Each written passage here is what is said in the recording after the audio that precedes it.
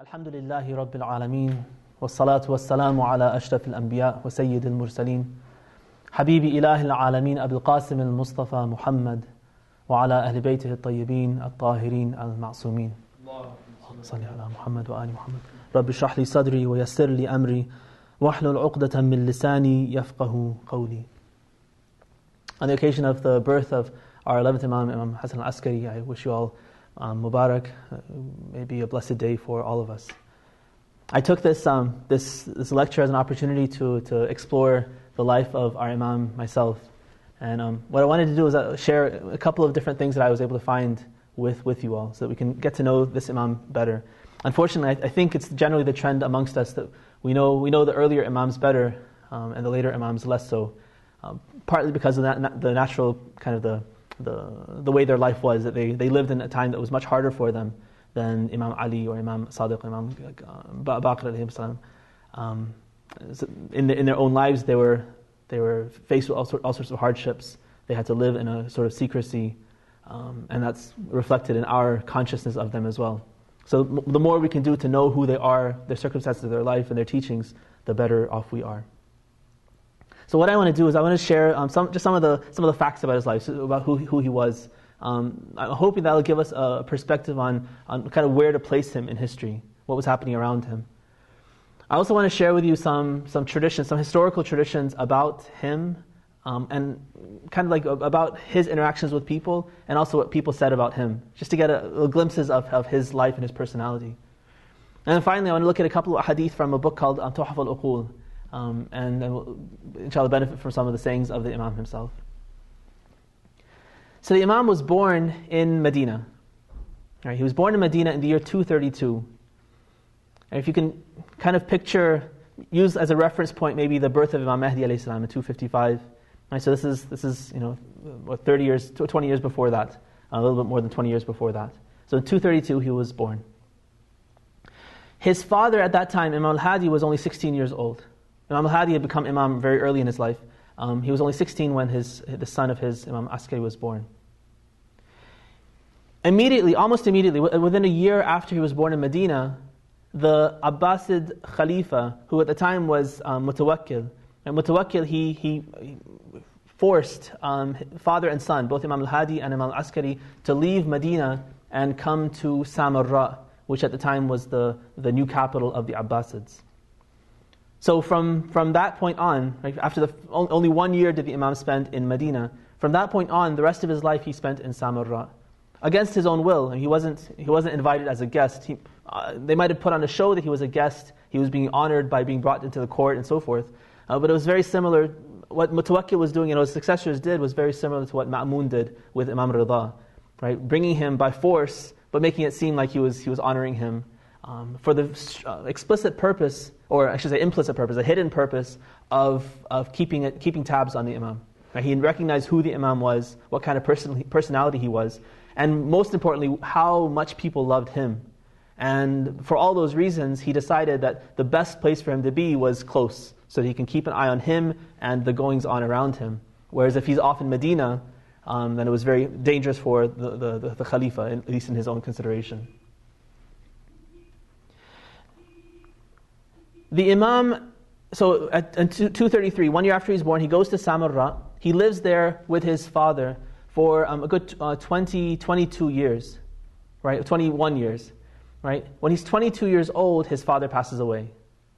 Right? And this is actually the year before Imam Mahdi is born. So 254, that's when Imam Al-Hadi dies, right?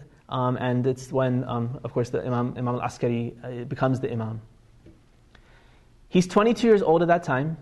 Right, very young, not quite as young as his father and his grandfather, but still very young by our considerations. And unfortunately, his imamate, it only lasts for another 6 years. Right, so he's between 22 and 28 is when the imam's actually an imam, with the position of the imam.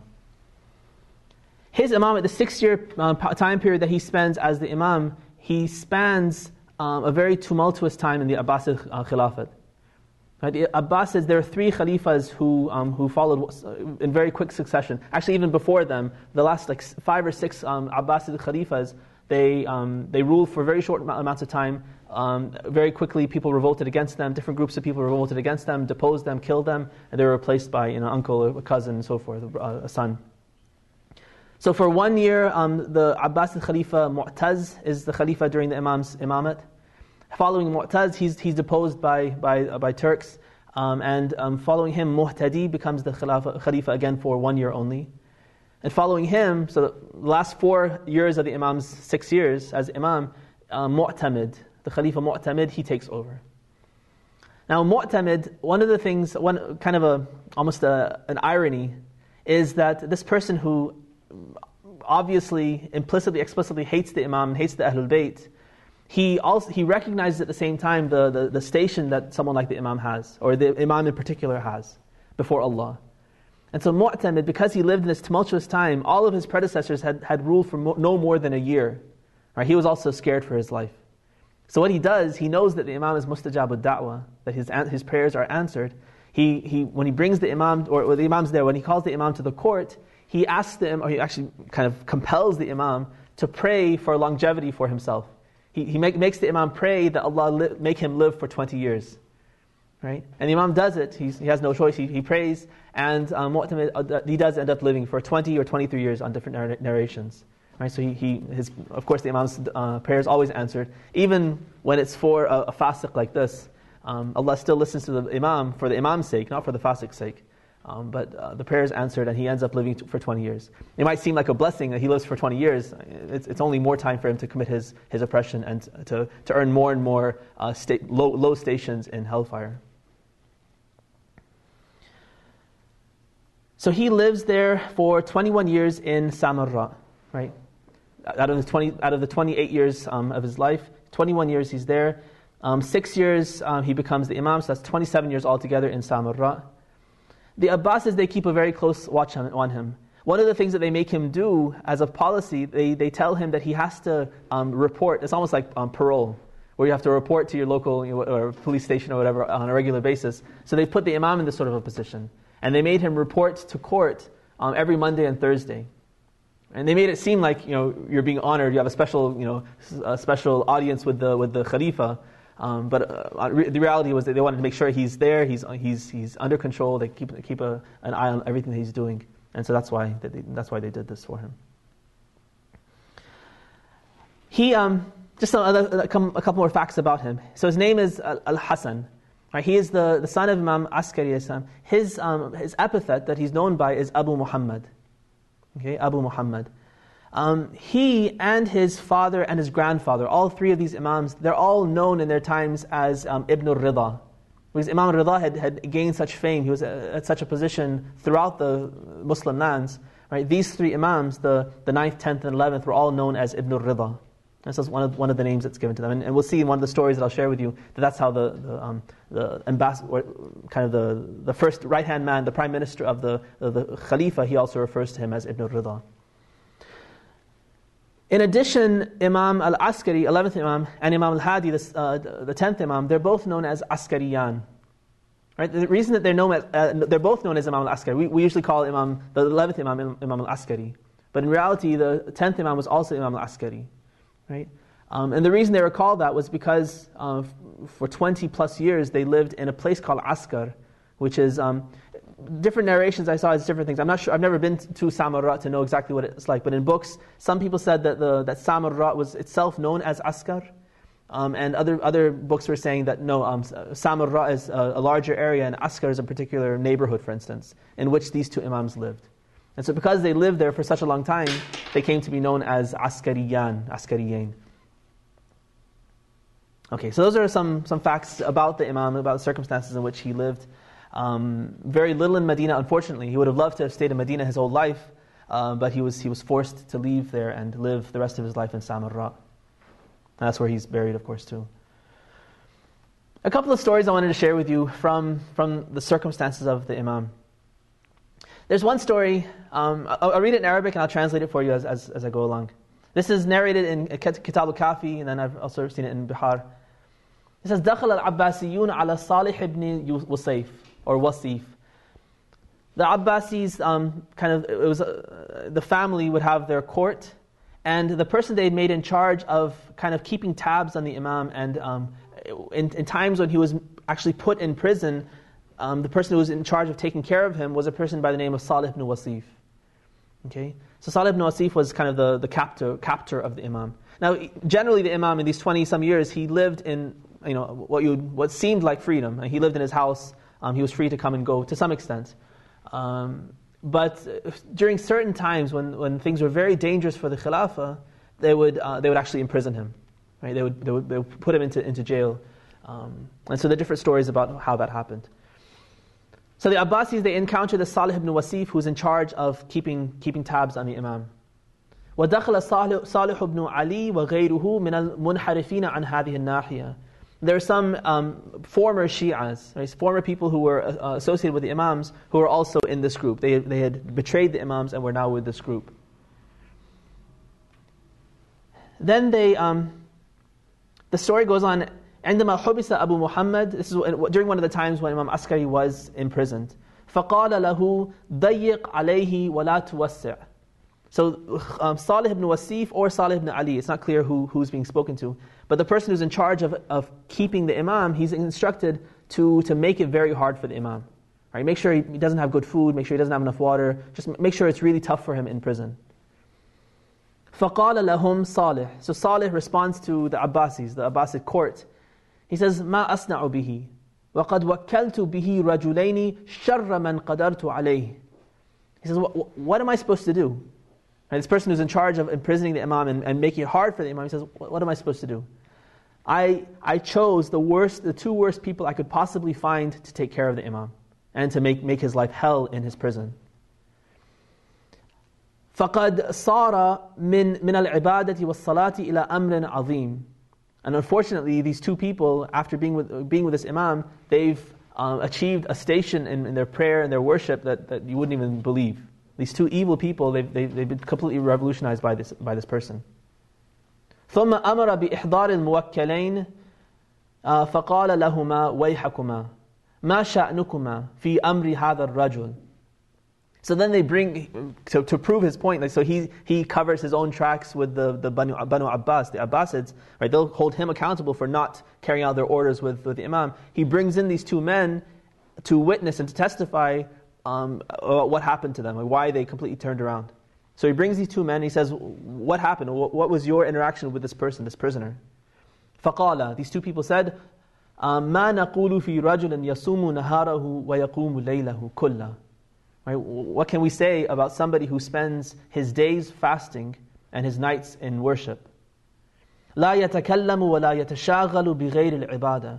This man, Imam Askari, he doesn't talk, he doesn't do anything except worship. فإذا نظر إلينا ارتدعت فرائصنا. When he looked at us, we would start to tremble. وَدَاخَلَنَا مَا لَا نَمْلِكُهُ مِنْ أَنفُسِنَا. And it was as though we lost control of ourselves. We could no longer control ourselves out of this fear, this awe that he would strike within us. فَلَمَّا سَمِعَ ذَلِكَ الْعَبَّاسِيُّونَ انصَرَفُوا خَاسِئِينَ. When the Abbasid court, they hear this, they hear that these two evil people have become like this, and the way they talk about this Imam, they all disperse, and they feel completely dejected. They feel like they failed in being able to conquer this family of Hashim. So that's one interesting kind of tidbit from the Imam's life. It shows like how his enemies were completely awed by him. There's another tradition. One of the things that the Abbasids did was they kept tabs on the Imam, like I mentioned. They also kept strict tabs on the followers of the Imam. Because here there are people all over the Muslim lands, all over this kingdom the Abbasids think they have control over, who are devotees of this family, of the Ahlul Bayt. And they hate the Abbasids. The only reason they let them stay in power is because if they do anything, they'll be killed. Right? It's simply out of fear that they don't do anything. So the circumstances then for the Shia, not only Shia in the sense that we mean it, that people who believe in the Imams as Imams appointed by God, but the Shia meaning the lovers of the Ahlul Bayt, their circumstances were very, very difficult. And this one tradition I want to share with you, it shows the state that they were in. So the Imam, like I said, on a weekly basis, he'd have to go to the court. Every Monday and every Thursday, he'd have to go report to court. that was really the only time that his followers would find to see him. And they used to actually travel to Samarra simply to see the Imam on Monday and Thursday. So people from out of town, distances that for us might be easy, but for them would be very difficult to travel those distances. They would travel, come and just kind of line themselves along the path that the Imam would take from his house to the court, simply to be able to see him, maybe ask him a question, maybe pass a letter to him, and so forth. Right? That's the kind of situation that existed. So this one tradition says this: Ijtama'na bil askar. A group of people says that we gathered in Askar, in this area, waiting for the Imam. وَتَرَصَدْنَا لِأَبِي Muhammad. We were waiting for him. يَوْمَ رُكُوبِهِ. On this day that it was regular that he would leave from his house and go to the court. فَخَرَجَ تَوْقِيعُهُ أَلَا لَا يُسَلِّمَنَّ عَلَيَّ أَحَدٌ وَلَا يُشِيرُ إِلَيَّ بِيَدِهِ وَلَا يُومِئُ فَإِنَّكُمْ لَا تُؤْمِنُونَ عَلَى أَنفُسِكُمْ. So before any of this can happen, the Imam, he sends a letter and secretly passes it out to all of his followers, and he says, beware. He says, I don't want a single one of you to say salam to me. I don't want a single one of you to even point a finger at me. Don't do anything that in which you're seen to acknowledge me, because you're not safe. Right? So the Imam, they used to actually do this. They would be there to say salam, but he sensed that there's some danger that his people were in, and so he wanted to protect them, and he had to say this. So it kind of shows that sense of fear that existed at that time, that he had to actually tell them, ignore and pretend like I don't even exist. One last tradition. It's quite a long tradition, but I think it's worth going through once you read it. This is a tradition quoted by Sheikh Saduq, and he says that a whole group of people narrated this particular incident for me. So I'm absolutely certain that it's happened. Right? It was mutawatir for him. He says, the narrator actually tells him, فَقَدْ حَضَرْنَا فِي شَعْبَانَ سَنَةَ ثَمَانٍ وَسَبْعِينَ وَمِئَتَيْنِ. These people, they say that we had all gathered in the month of Sha'ban in the year 278. Imam Al-Askari dies in 260. Right? 260, that's when when Imam Mahdi's imamate starts. Right? His Ghaybat Sughra starts. So in 260 he dies. This is in 278, so 18 years after the Imam has passed away. وَذَلِكَ بَعْدَ مُضِيِّ أَبِي مُحَمَّدٍ الْحَسَنِ ibn Ali al-Askari بِثَمَانِيَ عَشْرَةَ سَنَةً. After 18 years after the Imam had died. We were sitting, he said, the narrator says that we were sitting in the court of this person named Ahmad ibn Ubaidullah ibn Khaqan. Right, Ibn Khaqan. So Ahmad ibn Khaqan. Ubaidullah ibn Khaqan was a minister for the Abbasid king at the time of Imam Askari alayhi salam. Okay, so he was like the prime minister. His son Ahmad is the one who's narrating this tradition. The hadith itself introduces him and says, وَهُوَ عَامِلُ السُّلْطَانِ يَوْمَئِذٍ عَلَى الْخَرَاجِ وَالضِّيَاءِ بِكُورَةِ قُمْ. Ahmad, when this narration was being given, he had some sort of power over Qum.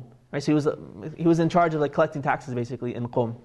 So that's when these people all kind of attended his court and heard this tradition from him. وَكَانَ مِنْ أَنْصَبِ خَلْقِ اللَّهِ وَأَشَدِّهِمْ عَدَاوَةً لَهُمْ.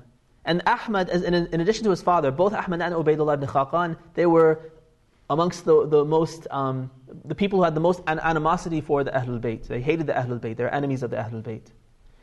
فَجَرَى ذِكْرُ الْمُقِيمِينَ مِنْ آلِ أَبِي طَالِبٍ بِسُرَّ مَنْ رَأَى. The conversation kind of took a turn, and Ahmad started to speak about the people of the Shia who lived in Surra man Ra'a, Samarra.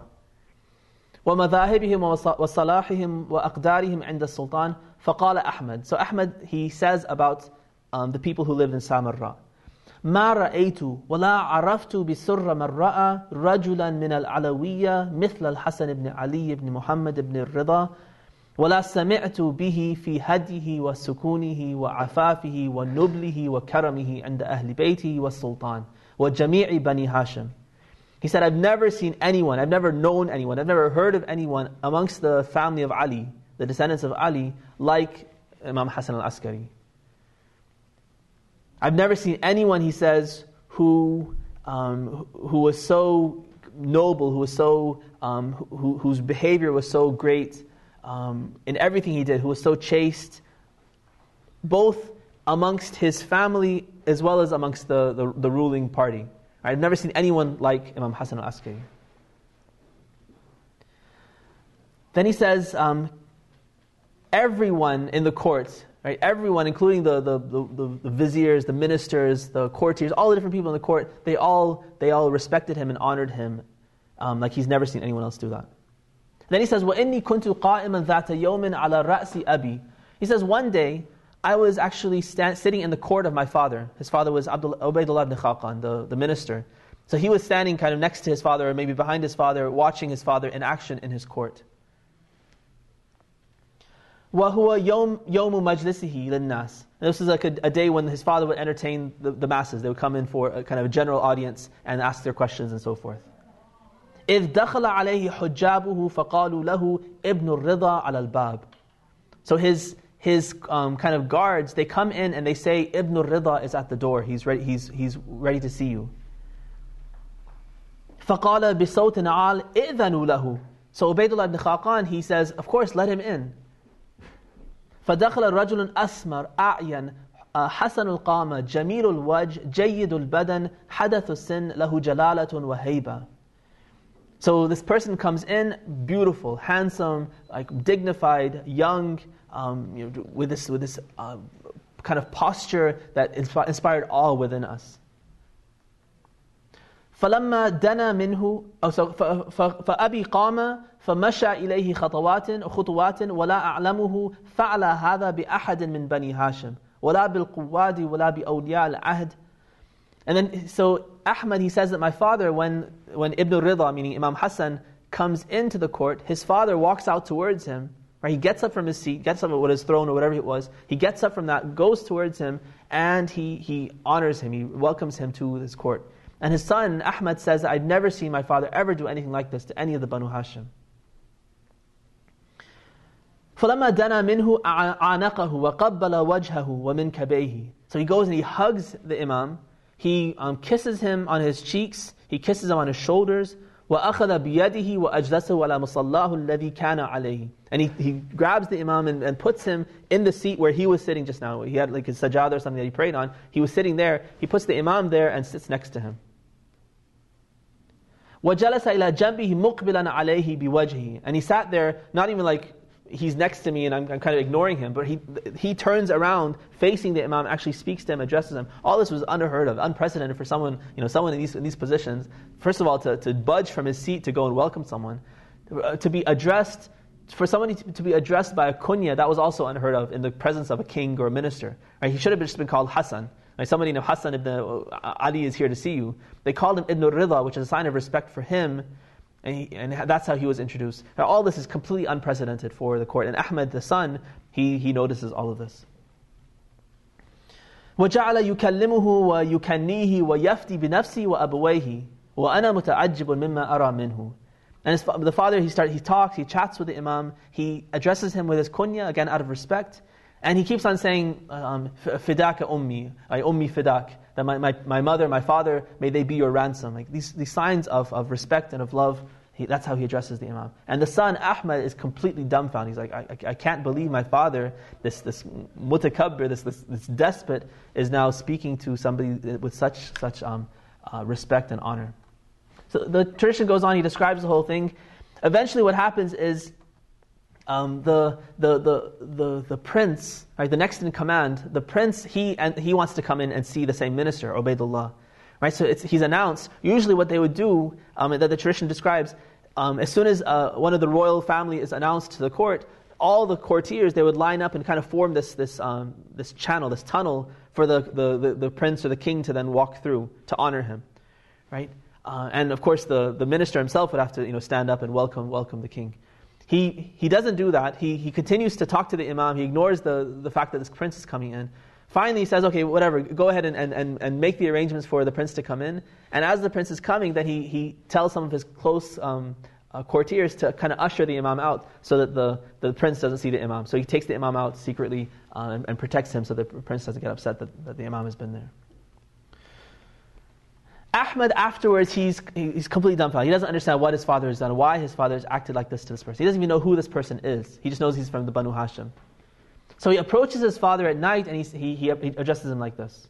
فَقُلْتُ يَا أَبَتِي من الرجل الذي رأيتك الغداة فعلت به ما فعلت من الإجلال والإكرام والتبجيل وفديته بنفسك وأبويك. He says, who was this person that I saw you respecting, honoring, speaking to such respect? فقال يا بني ذلك ابن الرضا. So he says, my son, this was Ibn al-Rida. ذاك إمام الرافضة. He's the imam of these rejectors. The Rafida means the Shia. فسكت ساعة فقال يا بني لو زالت الخلافة عن خلفاء بني العباس. Right, this is somebody who hates the Banu Hashim, the Alawiyin, the descendants of Imam Ali alayhi salam. Right, hates them, considers them enemies, and considers himself an enemy to them. He says, if the Khilafah was to pass out of the hands of the Abbasids, right? He himself is not an Abbasid, but he's kind of a servant of the Abbasids as a minister. He says, if the Khilafah was to pass out of the hands of the Abbasids, nobody, مَسْتَحَقَّهَا أَحَدٌ مِّن بَنِي هَاشِمْ غَيْرُ هَذَا. Right? Nobody from the Banu Hashim would deserve the Khilafah except for this man, right? Imam Hassan. فَإِنَّ هَذَا يَسْتَحِقُّهَا فِي فَضْلِهِ وَعَفَافِهِ. Right? His grace, his chastity, his manner of behavior, his taqwa, his zuhud, his worship, all these different things. He notices all these different characteristics of the Imam. He says, because of all these outstanding characters that the Imam has, he deserves the Khilafah. Of course, he has to maintain his loyalty. So he says after the Banu Abbas, he himself sees that Banu Abbas are better, and then Imam Hassan the next in line. So if they weren't there, then the turn would come from Imam Hassan. But even that's great from an enemy. And he goes on and he describes who the Imam is. And so the son is just completely dumbfounded, and he narrates this for other people as well, and lets them know what his father, who hates the Banu Hashim, what he thought of Imam Hassan in particular. Sallu ala Muhammad wa ali Muhammad.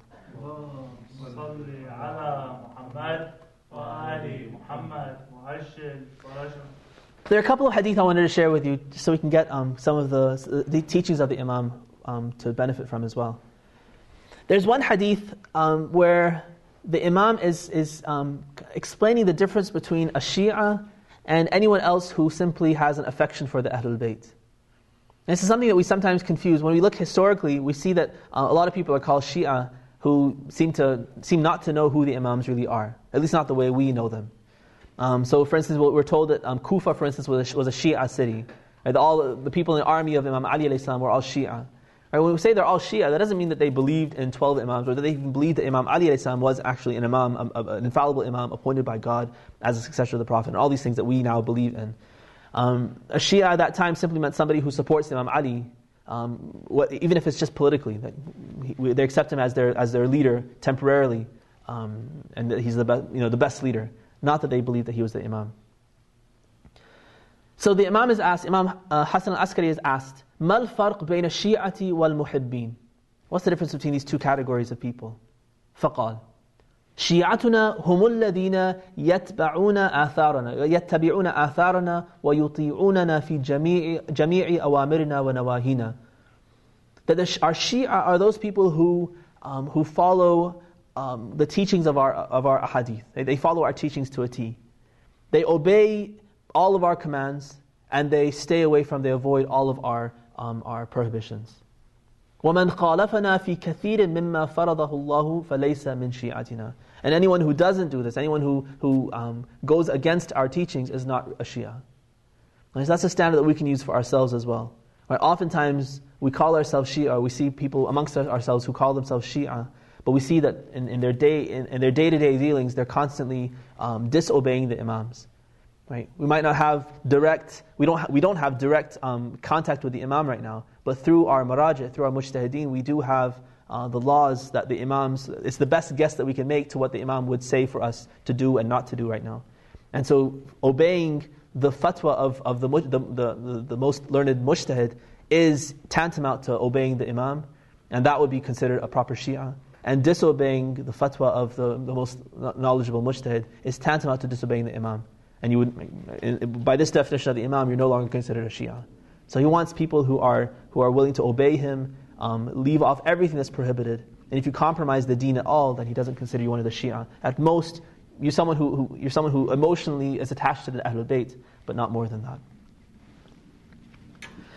There are a couple of traditions I want to share with you from this book called Tuhaf al-Uqul as well. Tuhaf al-Uqul, it's a book, it's a collection of ahadith from all of the Ahlul Bayt, from the different Imams. This is, as a precursor to this, I wanted to just tell you a little bit about the circumstances of these ahadith. The latter Imams, they didn't have direct contact with the Shia because of the circumstance they were placed in by the Abbasids. On the other hand, from the time of Imam Rida, the 8th Imam, the Shia had felt a kind of political pressure that they weren't able to live in peace anymore in Medina, in Mecca, in Kufa, in the places that they used to live for so many generations. So what we find is that from the time of Imam Rida alayhi salam on, the Shia really, they start to spread out.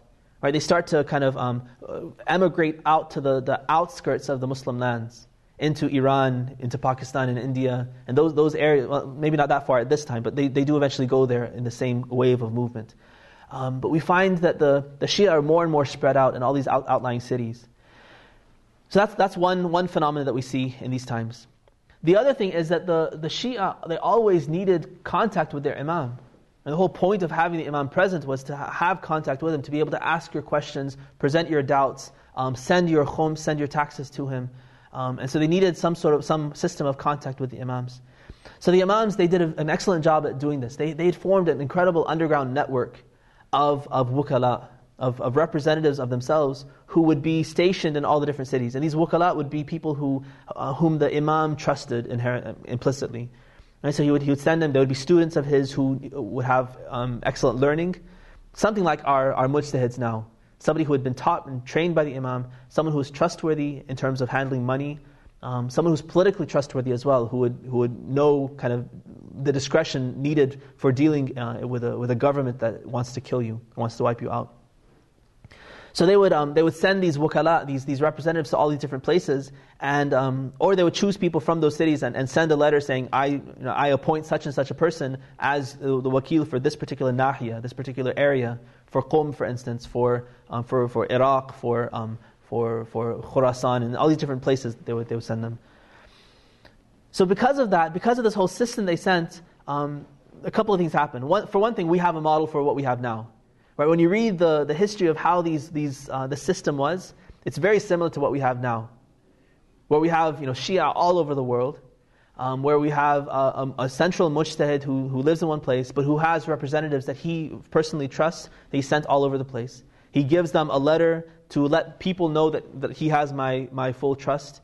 Then this person is then allowed to collect taxes on behalf of the mujtahid, sometimes spend it, sometimes send it, depending on the discretion of the mujtahid and that person himself, and all these different things. He has other legal authority given by the mujtahid to be able to carry out certain functions in those areas. So it's very, very similar. We got this system from the Imams, and the Imams explicitly, they were trying to set up a system. They knew better than us that the ghaiba is going to happen sooner or later, and they wanted to prepare the Shia so that they have a system in place and they're not left with a vacuum, a power vacuum, when the Imam finally goes into his occultation. It's almost as though the reason why the Imams faced it, or why they had to set up the system, was because of the oppression of the government. But that oppression really turned into a blessing in disguise. Because it was because of that the Shia spread. It was because of that they were able to come up with a system. Right? It's almost like in the story of Yusuf, Allah constantly says, وَكَذَلِكَ مَكَّنَّا لِيُوسُفَ فِي الْأَرْضِ. It was exactly the machinations, the trickery of his enemies. First his brothers, then the Aziz of Egypt, and the wife of the Aziz, and so forth. People would try to trick him, try to degrade him, try to sell him, buy him, all these different things. And Allah would turn the exact trick that the people turned on him, He would turn it into a blessing and lift Yusuf up one level because of that trick. So the exact same thing happens. Makaru wa makar Allah. Right? The Abbasids, they played their tricks. Allah in turn plays His tricks, and the aqibah lil-muttaqin, the end result, the final victory is for the believers. So let me share these couple of hadith with you. The reason I said all that was because the ahadith that we get from the Imam are generally in the form of letters. وَكَتَبَ إِلَيْهِ بَعْضُ شِيعَتِهِ يُعَرِّفُهُ اخْتِلَافَ الشِّيعَةِ. One hadith says that some of his Shia, some of his followers, they sent a letter to the Imam explaining to him this fitna that was occurring amongst the Shia, that we have all these conflicts amongst the Shia. What are we supposed to do about this? فَكَتَبَ alayhi salam. So the Imam responds to this person. He says, إِنَّمَا خَاطَبَ اللَّهُ الْعَاقِلِ. Allah only speaks to those people who have intellect. وَالنَّاسُ فِيَّ عَلَى طَبَقَاتٍ. He says that people, with respect to me, they're in three different categories. الْمُسْتَبْصِرُ عَلَى سَبِيلِ نَجَاتٍ. There's one person who has insight, and he's on this path towards salvation. He's on the right path. مُتَمَسِّكٌ بِالْحَقِّ. Such a person has grabbed hold of truth, right? And he's traveling along with truth. مُتَعَلِّقٌ بِفَرْعِ الْأَصْلِ. He has the principles, he has the right principles down from us. The Imams give us principles, usul, and it's up to us meaning like qualified people amongst us, the mujtahideen, the scholars, they take those principles that the Imams give us, and then they derive all sorts of derivative laws from those things. Exactly what ijtihad is. The Imam gives us a principle in the form of a hadith or some other sort of general ruling, and then the mujtahid comes and he takes that and he says, okay, in the circumstances of today, this applies in this way. This ruling applies, this one doesn't apply, and so forth. So he says these kinds of people in the first category, they have held tight to the usul, these basic tenets that we've given them, and then they properly apply them to their own lives. غَيْرُ شَاكٍ وَلَا مُرْتَابٍ. And this person doesn't doubt in anything. He's held fast to بِحَبْلٍ مَتِينٍ, to this firm rope which is us and our teachings, and he doesn't doubt in his beliefs at all. لَا يَجِدُ عَنِّي مَلْجَأً. He's not going to find any refuge other than me. I'm going to protect him. I'm going to be his guard. That's the first category. So this is someone who's solid in his faith, solid in his action, very, very a good follower of the Imam. وَطَبَقَةٌ لَمْ تَأْخُذِ الْحَقِّ مِنْ أَهْلِهِ. A second group of people, he says they haven't taken teachings from the right people. Right? They find good ideas, they find teachings, but they take them from the wrong people. فَهُمْ كَالرَّاكِبِ الْبَحْرِ يَمُوجُ عِنْدَ مَوْجِهِ وَيَسْكُنُ عِنْدَ سُكُونِهِ. He says such a person is like a person that rides on the ocean, a person in a boat. When you're riding in the ocean, right? Sometimes you end up with a storm and the waves go up and down. Such a person, when the waves go up and down, then he's all shaky, right? When it's a circumstance of fitna, when you have a latest fad, a teacher who's coming through, a speaker who's coming through, who's exciting, who's popular, who's really flashy, they get all riled up and they start to follow him. It's only when things settle down, that's when they can find their grounding. Right? So they're fickle, right? They're fickle, and their internal circumstance depends on the external circumstance of the world around them. They're not themselves a solid rock. Rather, they change with the circumstances. So when there's fitna around them, they also are maftun. They're also affected by that fitna. And when things are okay, when things are clear, then they also are clear with things. So it applies very well to circumstances now. Right? We have some people who are solid as a rock. Their beliefs are solid. They're very constant. And that's the way we should be. Constant in your faith, constant in your action, constantly moving towards good goals. And we have other people who are constantly going up and down. One day they're excited about their religion, one day they could care less. One day they go after a speaker, one day they abandon that speaker. Right? So we have that same sort of situation nowadays. The third category says, وَطَبَقَةٌ إِسْتَحْوَذَ عَلَيْهِمُ الشَّيْطَانِ. The third one, shaitan has full, his claws dug into this person. He has full control over this person. شَأْنُهُمْ الرَّدُّ عَلَى أَهْلِ الْحَقِّ وَدَفْعُ الْحَقِّ بِالْبَاطِلِ حَسَدًا مِنْ عِنْدِ أَنفُسِهِمْ. These people, they're obviously evil. Their whole purpose in life is to refute people who are telling the truth, to try to undermine the truth, to try to cause doubt and confusion amongst people. And the whole reason they do this is because of this jealousy that they have within themselves. Then he says, فَدَعْ مَنْ ذَهَبَ يَمِينًا وَالشِّمَالًا. Right, leave those people, that second category, people who are kind of finicky and fickle in their loyalties, leave them alone. Then he uses a very beautiful image. He says, فَإِنَّ الرَّاعِيَ إِذَا أَرَادَ أَن يَجْمَعَ غَنَمَهُ جَمَعَهَا بِأَهْوَنِ سَعْيٍ. He says, imagine a shepherd. A shepherd has control over all these sheep. For us, if we were to go out and look at the sheep, we'd see total chaos. There's sheep everywhere. They're climbing on the mountains. They're hidden behind trees. They're doing all sorts of things. And we think the shepherd seems not to have any control at all. But the shepherd himself, he knows that all he has to do is make a particular call or send a dog get his dog to bark in a particular way, and all those sheep come together just like that. Right? He has control, and all he has to do is make the slightest call, and they all come together. So the Imam says, I'm like that. right? I know who my followers are. I know how to control my followers. You take care of yourself. You remain solid on the path. Try to get other people to be solid as well. But there are inevitably people who are fickle, who are constantly changing here and there. Right? Leave them alone.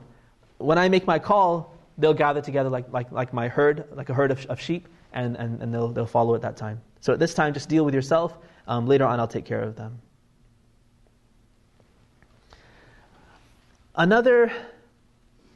Two more traditions. One tradition is this, that he says, حُبُّ الْأَبْرَارِ لِلْأَبْرَارِ ثَوَابٌ لِلْأَبْرَارِ وَحُبُّ الْفُجَّارِ لِلْأَبْرَارِ فَضِيلَةٌ لِلْأَبْرَارِ وَبُغْضُ الْفُجَّارِ لِلْأَبْرَارِ زَيْنٌ لِلْأَبْرَارِ وَبُغْضُ الْأَبْرَارِ لِلْفُجَّارِ خِزْيٌ عَلَى الْفُجَّارِ. It's like a riddle. To keep track of all the Abrar and Fujjar is very, very difficult. He says that we have evil people and we have righteous people. Now, righteous people are obviously good, praiseworthy, are doing good things. Fujjar are obviously sinners. He says, حُبُّ الْأَبْرَارِ لِلْأَبْرَارِ ثَوَابٌ لِلْأَبْرَارِ. Right, we have good people and we have other good people who love them. Right? He says when good people love good people, then their love translates into thawab for the good people. What he means is that if you have good people and good people, when they interact with each other and they praise each other, right, actually they're praying for each other, and their praise translates, in God's eyes, that translates into reward for those people. Right? So when good people love good people, then it's all the better for them, and in Allah's eyes they increase in their rank. On the other hand, وَحُبُّ الْفُجَّارِ لِلْأَبْرَارِ فَضِيلَةٌ لِلْأَبْرَارِ. Then you have sinners, right? Think of this example that we had of Ubaydullah ibn Khaqan. These sinners who praise the righteous, like Imam Hassan Al-Askari, right? This is a sign of the greatness of the good people, that even sinners are compelled to praise them. They have no choice but to praise them. وَبُغْضُ الْفُجَّارِ لِلْأَبْرَارِ زَيْنٌ لِلْأَبْرَارِ. For sinners, to hate the Abrar is actually a form of beautification. It's a form of adornment for the Abrar. The more evil people, God's enemies, hate us, the better it is for us. The more certain we can be that we're on the right path. Sometimes we get kind of sidetracked by people's opinions of us, and we think, oh, we want everyone to love us. We want to be popular with everyone. Right? That's not the path. That's not the right path. If you're popular with everyone, that means you're wishy-washy and you don't have a clear course. Because everyone can't love you if everyone, they're good people and bad people in those everyone. Right? The right path is like the path of the Imams and I think Imam Ali especially. That you have people who love you to the point where they're willing to do anything for you, and you have people who hate you and they're willing to kill you. Right? That's the ideal way. That the lovers of Allah are your friends, and the enemies of Allah, they hate you. Then he says, وَبُغْضُ الْأَبْرَارِ لِلْفُجَّارِ خِزْيٌ لِلْفُجَّارِ.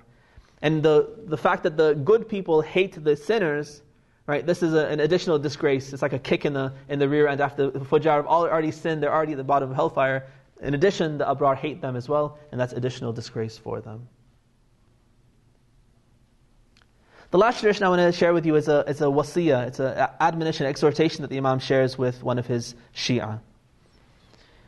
أُوصِيكُم بِتَقْوَى اللَّهِ وَالْوَرَعِ فِي دِينِكُمْ. He says, I advise you to fear Allah and to refrain from all haram things, all evil things in your religion. وَالْاجْتِهَادِ لِلَّهِ وَصِدْقِ الْحَدِيثِ.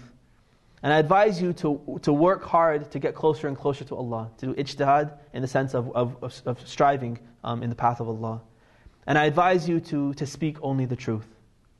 وَأَدَاءِ الْأَمَانَةِ إِلَى مَنِ ائْتَمَنَكُمْ مِنْ بَرٍّ أَوْ فَاجِرٍ.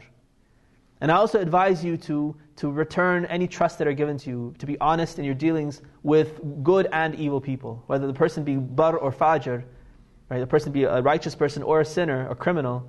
If he's entrusted you with something, if you've given him your word, you've promised him something, then fulfill it to a T. I don't say, the person who lent me this is a kafir, so I can cheat him. Right? That's not the sunnah of the Prophet or the Imams. Even if it was a kafir who did something, even if it was an awful person, a sinner against Allah, they would still honor the promises they made to them and the trust that they were given to them. وَطُولِ السُّجُودِ وَحُسْنِ الْجِوَارِ.